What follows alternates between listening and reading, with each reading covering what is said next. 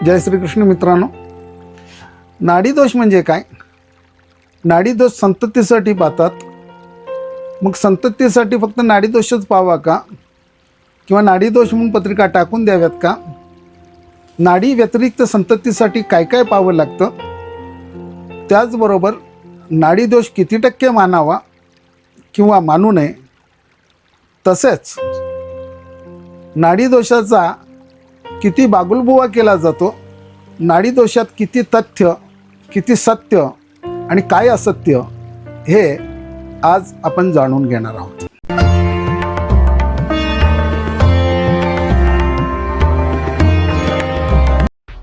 जय श्रीकृष्ण मित्रांनो, आज आपण नाडीदोष हा कुंडलीतील 8 नंबरचा घटक आणि याला आहेत 8 गुण.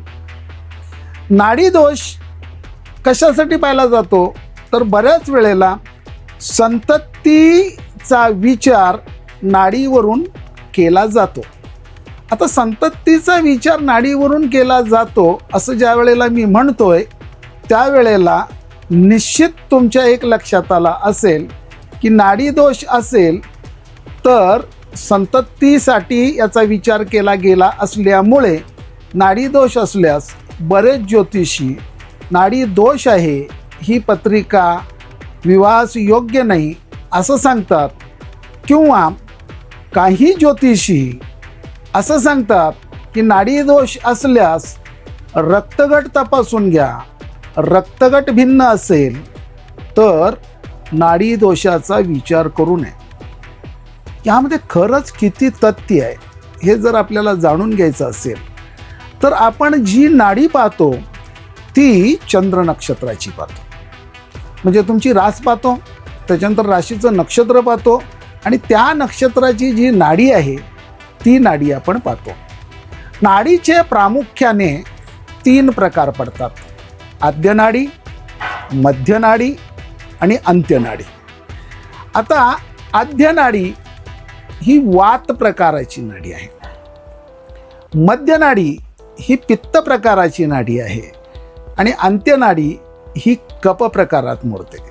म्हणजे माणसाच्या वात, पित्त आणि कफ या प्रकृत्या सुद्धा नाडी दर्शवतात. पण नाडीचा आणि संततीचा विचार करत असताना व्यक्तीची प्रकृती ही त्याच्या चंद्र नक्षत्र नाडीप्रमाणे नसते, तर त्याची गर्भधारणा कोणत्या महिन्यात झाली आहे, त्या महिन्यात कोणता ऋतू होता, त्याप्रमाणे त्याची शारीरिक प्रकृती असते. मग वात, पित्त, कफ यांचा विचार कशासाठी केला जातो, तर वात नाडीमध्ये अल्पप्रसवता आहे, पित्त नाडीमध्ये मध्यम प्रसवता आहे आणि कफ नाडीमध्ये बहुप्रसवता आहे. मग प्रसवण्यासाठी म्हणजे संततीसाठी नाडीचा विचार यामध्ये केलेला आहे. मग दोघांची एकच नाडी असेल तर 8 पैकी 8 गुण मिळत नाहीत आणि 36 मधले 8 गुण वजा झाले तर फार गुण कमी होतात. आणि बऱ्याच वेळेला सगळे जरी गुण मिळाले आणि नाडी गुण जमले, नाडी जुळली नाही, तर ती पत्रिका डावलली जाते. मित्रांनो, मी मागाशी म्हटलं की नाड्या 3 प्रकारच्या आहेत: एक आद्य, दुसरी मध्य आणि तिसरी अंत्य. आणि आपण जर नक्षत्रांचा विचार केला तर नक्षत्र 27 आहेत.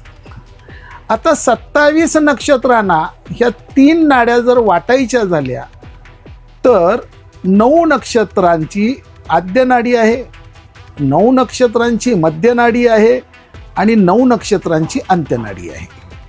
म्हणजे 9 नक्षत्रांना एकच नाडी आहे आणि या 9 नक्षत्रापैकी जर दोघांचं एकच नाडीचं नक्षत्र असेल तर त्याला नाडी दोषी म्हणून ती पत्रिका टाळली जाते किंवा रक्तगट बघा असं सांगितलं जातं. हे पूर्णपणे चुकीचं आहे. का, त्याचं विश्लेषण मी तुम्हाला आता सांगणार आहे. काय आहे मित्रांनो, 9 नक्षत्रांना एक नाडी दिलेली आहे, तर एका नक्षत्राला 4 पाद आहेत, अर्थात 4 चरण आहेत. मग 9 गुणिले 4 केलं तर 9 चोक 36 चरणांना एकच नाडी येईल. पण ज्या वेळेला आपण नाडीचा विचार करू त्यावेळेला नाडी वेतपात कोष्टकाचा जर आपण त्यात समावेश केला तर 36 पैकी तुमची एक नाडी आणि तुम्हाला पॅरलर 8 नाड्या, 8 चरण, माफ करा 8 चरण, या 8 चरणांना दोष लागतो. म्हणजे तुमच्या नाडीचं नक्षत्र चरण बघितलं, तुमच्या नक्षत्र आणि चरण बघितलं तर काय होईल की 9 तुम्हाला गोष्टी दिसतील की त्या 9 चुकीचे आहेत. म्हणजे 9 चोक 36 पैकी 9 जर जमत नाहीत असं म्हटलं तर काय होईल, 27 जमतात. त्याचबरोबर ज्योतिषशास्त्रामध्ये असंही सांगितलं गेलेलं आहे की एक नक्षत्र आणि भिन्न चरण असे असल्यास वर्ण ते नाडी दोष मानू नयेत, 36 गुण समजावेत.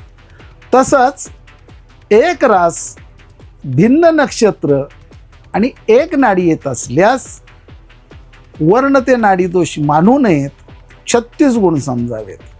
मग असा जर आपण विचार केला तर साधारणपणे 7 चरण आपल्याला वाईट ठरतात. म्हणजे 36 पैकी 7 चरण जर तुम्हाला वाईट ठरत असतील तर 29 चरण तुम्हाला योग्य आहेत असं म्हणायला हरकत नाही. मग मित्रांनो, आम्ही 75% जास्त पत्रिका नाडी दोष आहे म्हणून का टाकून देतो याचा विचार गांभीर्याने करावा लागेल. आता पुढच्या मुद्द्याकडे जाऊया. मी मगाशी तुम्हाला सांगितलं की नाडी वात, पित्त, कफ हे दोष दर्शवते आणि त्या वात, पित्त आणि कफ या दोषांचा विचार केल्यास अल्पप्रसव, मध्यम प्रसव आणि बहुप्रसव याचाही विचार करावा लागेल. पण नाडी आपण चंद्राची पाहतो, अर्थात चंद्र मनसो जायते, चंद्र ही मनाची अवस्था सांगतो आणि संतती होण्यासाठी मनाची अवस्था निश्चित महत्त्वाची आहे. कारण त्या पती पत्नींना संततीची अपेक्षा असणं अत्यंत गरजेचं आहे. असं का म्हणतोय मित्रांनो, आज मुंबई पुण्यासारख्या ठिकाणी हम दो आणि हमारा एक अशी परिस्थिती आलेली आहे. नाहीतर सरकारनं पण सांगितलेच की हो हम दो हमारे दो. मग मला सांगा, अल्पप्रसव म्हणजे कमीत कमी 2 संतती, म्हणजे नाडी एक जरी असेल तरी कमीत कमी 2 संतती असणार. ह्याच्यावर संतती निर्माण करतंच कोण? मग नाडी दोषाचा विचार करायचा का आणि का करायचा याच्याबद्दल सविस्तर आपण बोलणार आहोत. पण नाडी दोष असला तरी संततीचा कारक ग्रह गुरु आहे. त्याचबरोबर पुरुष संततीचा विचार करत असताना रवीचा विचार करायला पाहिजे, चंद्राचाही विचार करायला पाहिजे. म्हणजे गुरु हा पूरक म्हणून विचार करायला पाहिजे, रवी हा पुरुष संततीचा कारक म्हणून विचार करायला पाहिजे आणि चंद्र हा स्त्री संततीचा कारक म्हणून विचार करायला पाहिजे.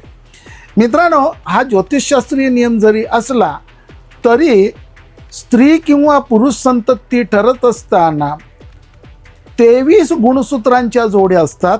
त्यापैकी स्त्रीच्या सर्व गुणसूत्रांच्या जोड्या ह्या XX असतात. 23च्या 23 जोड्या XX असतात आणि पुरुषाच्या 20 जोड्या ह्याही XX असतात आणि शेवटच्या 3 जोड्या XX किंवा YY असतात.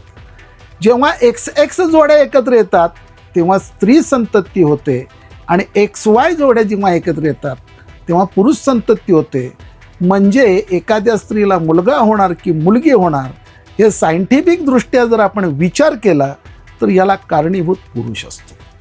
आता संततीसाठी भाव आपल्याला जर पाहिजे झाले तर कुंडलीतील पंचम भाव आणि पंचमेश हा संततीचा कारक आहे. लक्षात आलं का? एकादश भाव याला आपण लाभ भाव म्हटलंय आणि एकादशेश हा तुमच्या इच्छापूर्तीचा कारक आहे. सप्तम भाव आणि सप्तमेश याचाही त्या ठिकाणी विचार करायला लागेल आणि लग्न भाव आणि लग्नेश यांचाही विचार करायला लागेल. कारण तुमचा पिंड जो ठरतो तो लग्नाप्रमाणे ठरतो. मग लग्न, नक्षत्र आणि त्याच्या चरणाचाही इथं विचार करावा लागेल. नाहीतर नाडी दोष असतानाही संतती होत नाही, नाडी दोष नसतानाही संतती होत नाही, मेडिकलदृष्ट्या कोणताही दोष नसतानाही संतती होत नाही. तर राहू केतू सारखे 2 ग्रह हे संततीला घातकारक आहेत. म्हणजे फक्त नाडी पाहावी का कुंडलीचं संपूर्ण विश्लेषण पाहावं हे आपण समजून घेणं गरजेचं आहे. याच्यावर जर बोलायचं झालं मित्रांनो तर हा विषय 3 ते 4 तास सांगितलं तरी संपणार नाही. पण मला वाटतंय आपल्याला गुणमिलन करत असताना कोणत्या दृष्टीने, कोणत्या अँगलने पत्रिकेकडे पाहायचं आहे, पत्रिकेमध्ये काय शोधायचं आहे, कशाचा नीट अभ्यास करायचा आहे, का नाडीदोषाचा बहु करायचा आहे, हे आपल्याला कळलं असेल. याच्यापूर्वीचे व्हिडिओ मी फार छोटे केले होते, पण लोकांची अपेक्षा होती की गुरुजी तुम्ही सविस्तर सांगावं, म्हणून तरीसुद्धा हा व्हिडिओ सविस्तर झालेला नाही. त्याबद्दल मी आपली क्षमा मागतो. आणि आज इतकंच. जय श्रीकृष्ण मित्रांनो. आणि हो, जाता जाता आज संततीचाच विचार केलेला होता ना, तर मित्रांनो, पुत्र व्हावा ऐसा गुंडा, ज्याने लावावा तिन्ही लोकी झेंडा. आणि माझे विचार आपल्याला आवडले असल्यास माझ्या चॅनलला सबस्क्राईब करा, लाईक करा, आपल्या मित्रपरिवारात शेअर करा. आपलं प्रेम असंच मिळत राहून दे. आणि हो, आपलं प्रेमच मला अशी व्हिडिओ करण्यासाठी ऊर्जा देतं. आपण जास्तीत जास्त शेअर करा, सबस्क्राईब करा, मलाही व्हिडिओ करायला ऊर्जा येऊन दे, एवढी विनंती करतो मित्रांनो. आणि समारोप घेतो. जय श्रीकृष्ण.